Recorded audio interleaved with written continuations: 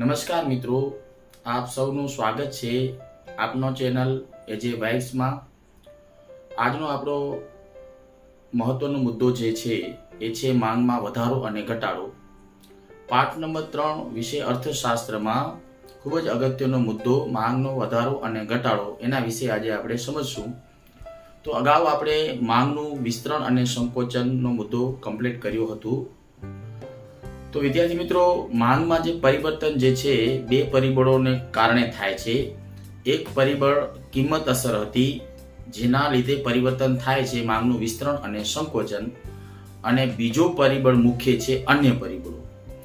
અન્ય પરિબળો કયા? તો વ્યક્તિની આવક છે, વ્યક્તિની પસંદગી છે, અન્ય વસ્તુઓની અસર છે, દાખલા તરીકે અવેજી વસ્તુ, પૂરક વસ્તુ, ભવિષ્યના ભાવો અંગેની અટકળો છે અથવા અફવાઓ છે, વસ્તી વધારો છે અથવા વસ્તી વય જૂથ છે, આ અન્ય પરિબળો છે।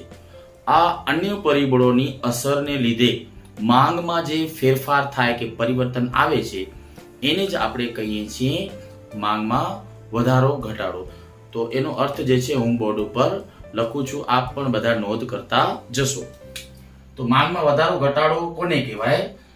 તો અર્થ છે અન્ય પરિબળોની અસરને લીધે, અન્ય પરિબળોની અસરને લીધે માંગમાં જે ફેરફાર થાય, માંગમાં જે ફેરફાર થાય તેને માંગમાં વધારો ઘટાડો કહેવાય। માંગમાં વધારો કે ઘટાડો કહેવાય। વિદ્યાર્થી મિત્રો, અહીં કયો પરિબળ અસર કરી રહ્યો છે? તો અન્ય પરિબળો। તો માંગને અસર કરતા પરિબળોમાં મુખ્ય પરિબળો બે છે, કિંમત અને કિંમત સિવાયના પરિબળો, જાણે કે અન્ય પરિબળો। તો કોઈ પણ અન્ય પરિબળની અસરને લીધે માંગમાં ફેરફાર થાય છે, માંગમાં પરિવર્તન આવે છે, જેના લીધે માંગમાં શું થશે? વધારો અને ઘટાડો। અહીં વધુ આ અર્થને સ્પષ્ટ રીતે સમજીએ તો કોઈ અન્ય પરિબળમાંથી કોઈ એક અન્ય પરિબળ આપણે ધ્યાનમાં લઈએ। દાખલા તરીકે અન્ય પરિબળમાં આપણે લઈએ વ્યક્તિની આવક। તો વ્યક્તિની આવકની અસરને લીધે, વ્યક્તિની આવક, તો જોઈએ તો વ્યક્તિની આવકમાં ફેરફાર થવાથી માંગમાં ફેરફાર થાય છે, એને જ કહેશું આપણે માંગમાં વધારો અને ઘટાડો। એક્ઝામ્પલ ફોર, જો વ્યક્તિની આવક વધી રહી છે, આવક વધશે તો સ્વાભાવિક છે કે માંગમાં વધારો થશે, અને જો આવક ઘટશે તો સ્વાભાવિક છે કે માંગમાં ઘટાડો થશે। અહીં આવક અને માંગ વચ્ચે સીધો સંબંધ છે। આવક વધે છે તો માંગ પણ વધે છે, આવક ઘટે છે તો માંગ પણ ઘટે છે। આ ઉદાહરણને આપણે અનુસૂચિ અને આકૃતિ દ્વારા વધુ સારી રીતે સમજી શકીએ છીએ। તો ચાલો આપણે અનુસૂચિ અને આકૃતિ બનાવીએ।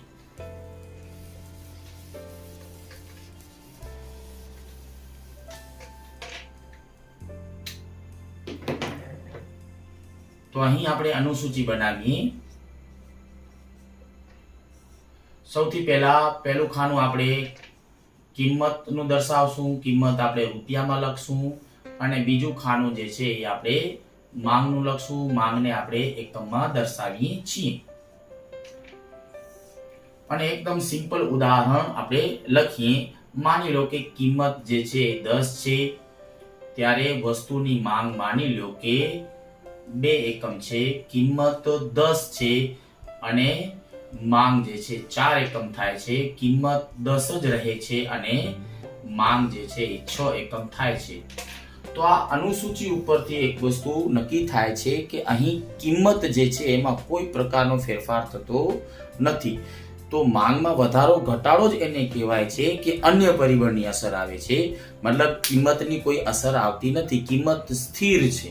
માની લેવાનું કે કિંમત સ્થિર છે અને માંગમાં વધારો ઘટાડો થાય છે, તો એ માંગમાં વધારો ઘટાડો થયો એના પાછળ અન્ય પરિબળ કયું અસર કરે છે? તો આપણે એક્ઝામ્પલમાં લીધું કે વ્યક્તિની આવક। માની લો કે આને કોઈ એક સામાન્ય સ્થિતિ આપણે ધારી લઈએ, આ છે સામાન્ય સ્થિતિ। આને આપણે અહીંયા લખી લઈએ સામાન્ય સ્થિતિ.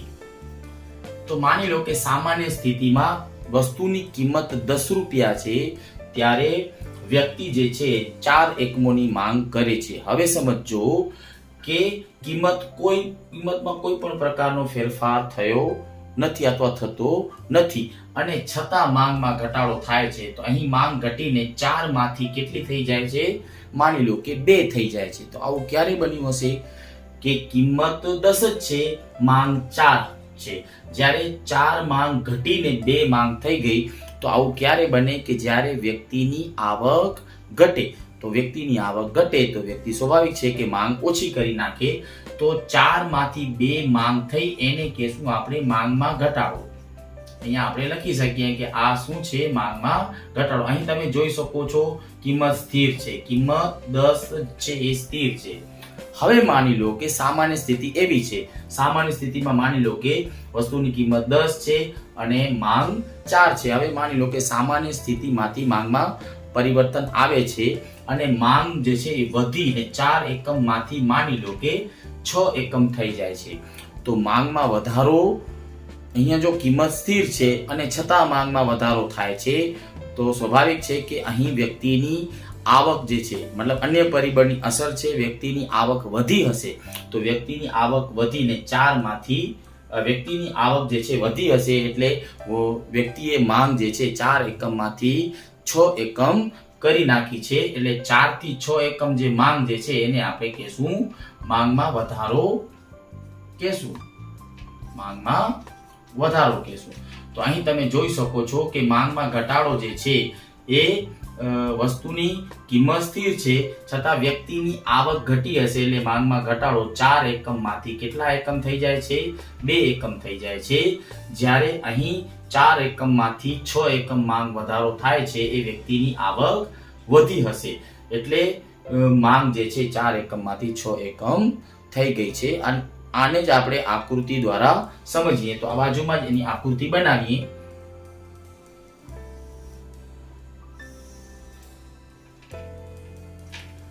તો OX ધરી અને OY ધરી બનાવીએ. OX ધરી ઉપર આપણે માંગ લખીએ છીએ, માંગ એકમમાં, અને OY ધરી પર વસ્તુની કિંમત આપણે લખીએ છીએ રૂપિયામાં. અનુસૂચિ મુજબ જ આપણે આકૃતિ બનાવશું. તો અહીં જોઈ શકો છો અનુસૂચિમાં કિંમત 10 રૂપિયા સ્થિર છે એટલે આપણે આ બાજુ કિંમત 1 લઈ લઈએ, 10 રૂપિયા સ્થિર છે. બરાબર. હવે જોઈ શકો છો અનુસૂચિમાં 10 સામાન્ય સ્થિતિ છે, 10 એ 4 એકમ. તો સૌથી પહેલા ક્રમશર આપણે માંગના એકમો લખી લઈએ. તો અહીં ક્રમશર 2 એકમ, 4 એકમ અને 6 એકમ. સૌથી પહેલા તો આપણે સામાન્ય સ્થિતિ જે છે અનુસૂચિમાં આપેલું છે એ રીતના સામાન્ય સ્થિતિ દર્શાવી દઈએ.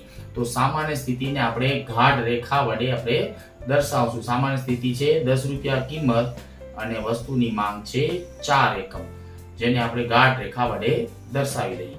અને આ જે બિંદુ જે છે એને આપણે નામ આપી દઈએ A. બરાબર. તો આ બિંદુમાંથી એક રેખા આપણે પસાર કરશું, એને નામ આપી દઈએ D.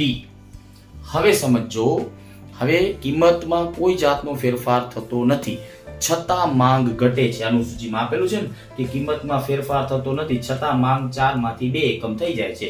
તો અહીં 4 માંથી 2 એટલે આ બાજુની સ્થિતિ થઈ.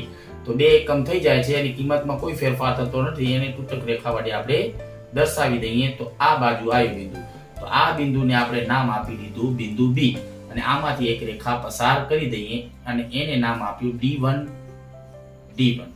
બરાબર. તો 4 એકમમાંથી 2 એકમ જે છે આ શું દર્શાવે છે?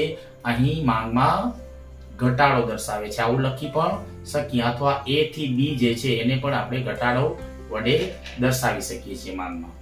હવે આગળ તો કિંમત હજી સ્થિર છે છતાં માંગમાં વધારો થાય છે અન્ય પરિબળની અસરને લીધે. સામાન્ય સ્થિતિમાંથી 10 રૂપિયા કિંમતે માંગ થઈ જાય છે 6 એકમ. તો કિંમતમાં કોઈ જાતનો ફેરફાર ન થતો હોય ને માંગમાં ફેરફાર થતો હોય તો એને આપણે માંગમાં વધારો કહીએ છીએ. તો 6 એકમ જે છે એના તરફ જઈએ, કિંમત સ્થિર જ છે એટલે 10 ને આગળ આ બાજુ ખેંચી જઈએ અને સામે 6 બાજુ આડી ધરી ઉપર તો અહીં એ બિંદુ મળે છે એનું નામ આપણે આપી દઈએ સી, અને આમાંથી એક રેખા પસાર થાય એને નામ આપી દઈએ D2. બરાબર? તો A થી C જે છે એ શું છે? માંગમાં વધારો. તો અહીં આકૃતિ એકદમ ઈઝી છે. આકૃતિ ઉપરથી જોઈ શકાય છે કે કિંમત 10 રૂપિયા સ્થિર જ છે. સામાન્ય સ્થિતિ એ બિંદુએ સામાન્ય માંગ છે 4, અને 4 માંથી 2 માંગ થઈ ગઈ છે. તો અહીં આવક વ્યક્તિની ઘટી હશે, અને 10 રૂપિયા કિંમતે જ આવક 10 રૂપિયા કિંમતે જ માંગ ઘટીને 4 માંથી 2 થઈ જાય છે. સામાન્ય સ્થિતિ 4 માંથી 6 જે છે એ થાય છે એ આવકમાં વધારો થવાને લીધે થાય છે. તમે આમ પણ દર્શાવી શકો છો, 4 થી 2 આ બાજુ પણ દર્શાવી શકો છો. તો આવી અસર જે છે એને જ કહેવાય માંગમાં વધારો અને ઘટાડો. આ આકૃતિને પણ આપણે સમજાવી શકીએ છીએ. એવી રીતે લખી શકશું આપણે આકૃતિમાં કે OX ધરી પર વસ્તુની માંગ દર્શાવવામાં આવી છે એકમમાં, OY ધરી પર વસ્તુની કિંમત દર્શાવવામાં આવી છે જેને આપણે સ્થિર ધારી છે. હવે માની લો કે સામાન્ય સ્થિતિ એવી છે કે કોઈ એક વ્યક્તિ 10 રૂપિયા કિંમતે કેટલા એકમોની માંગ કરી રહ્યો છે? 4 એકમોની માંગ કરી રહ્યો છે, અને એને આપણે એ બિંદુ દ્વારા દર્શાવીએ છીએ, અને એ બિંદુમાંથી પસાર થતી રેખાને મૂળ માંગ રેખા અથવા સામાન્ય સ્થિતિએ માંગ રેખા કેવી છે, સામાન્ય સ્થિતિએ માંગ કેટલી છે એ આકૃતિ વડે દર્શાવી શકીએ છીએ. હવે માની લો કે આવક ઘટતા વ્યક્તિની માંગ ઘટે છે, તો 4 એકમમાંથી 2 એકમ થઈ જાય છે, અને કિંમત સ્થિર જ છે. અને આ જે સંયોજન બિંદુ જે છે એને સંયોજન બી બિંદુ દ્વારા દર્શાવ્યું છે, અને એમાંથી એક રેખા પસાર કરશું. બરાબર? જેને આપણે નામ આપી દેશું D1. તો અહીં A થી B સુધીની સ્થિતિ જે છે એ માંગમાં ઘટાડો દર્શાવે છે. પછી એવી જ રીતના બીજી સ્થિતિ ધારી લઈએ કે માની લો કે સામાન્ય સ્થિતિએ માંગ વધી અને 4 એકમમાંથી 6 એકમ થાય છે, ત્યારે સી બિંદુ એ સંયોજન બિંદુ સી વડે દર્શાવ્યું છે. અહીં કિંમત સ્થિર છે અને માંગ વધીને 6 એકમ થાય છે. બંને બાજુ જે સંયોજન બિંદુ જે છે એને સી નામ આપ્યું છે, અને એમાંથી એક રેખા પસાર કરીએ છીએ, અને એનું નામ આપી દીધું D2.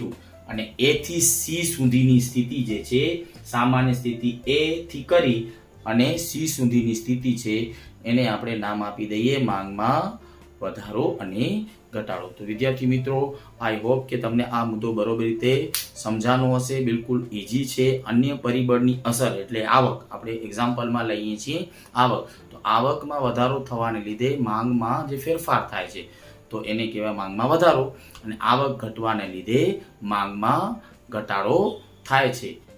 આઈ હોપ કે તમને આ વિડીયો ગમ્યો હશે અને મુદ્દો પણ બરોબર રીતે સમજાનું હશે.